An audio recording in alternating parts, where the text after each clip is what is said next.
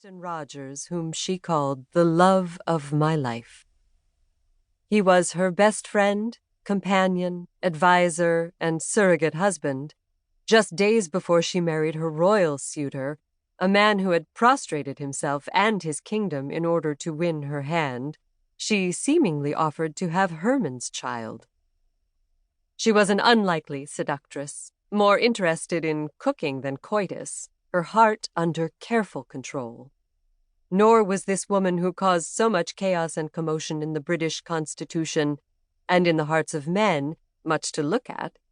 Raw-boned, square-jawed, outsize hands, and a rasping voice that some found irritating. Yet she enticed men into her orbit, be they single, married, gay, or straight. Women, too, were fascinated by her style and her chutzpah. Wallis was capable of love, passion, and desire, but not always with the men she married. She liked to say that hers was a simple story. It was nothing of the kind.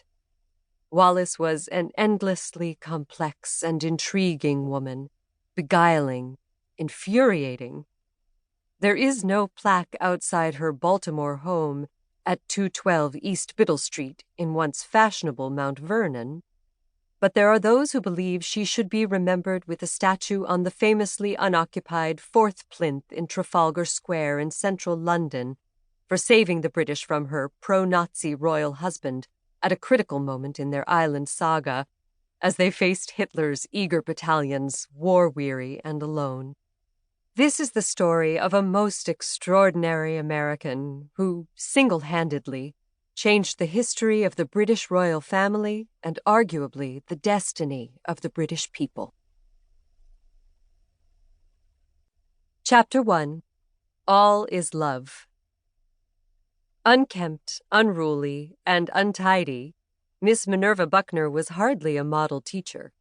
She ignored school bells, bath schedules, and timetables. While she had a brilliant mind and had traveled extensively around Europe, she was feared for her violent temper and mordant wit. The lazy, the slow, and the stupid dreaded her classes, where she taught French and German. Miss Buckner went on like a crazy person. "I want to come home," one of her pupils wrote plaintively to her mother. There was one exception. Bessie Wallis Warfield loved Miss Buckner's classes and adored the somewhat doughy and gangling teacher with a haphazard appreciation of personal hygiene. Miss Buckner was her first love, the besotted teenage schoolgirl sitting at her feet in the wooded grounds of Oldfields Girls' Boarding School as she read the love poetry of Arthur Rimbaud and German poet Rainer Maria Rilke. "You who never arrived in my arms, beloved, who were lost from the start." Indeed, the line from Rilke's "You who never arrived" could have been the theme for Wallis's hopeless juvenile enchantment. Wallis saved her pocket money to buy Miss Buckner presents, on one occasion giving her an enormous fern from a florist in Baltimore, an hour's steam train journey away through the heavily wooded Maryland countryside. Wallis later recalled, "She was very appreciative. She was a very ugly woman, but a very nice one. I took a great fancy to her. I had a huge crush." Wallis was not the only one vying for the attentions of the firmly unmarried Miss Buckner, an outsized personality with the reputation for telling mildly improper anecdotes.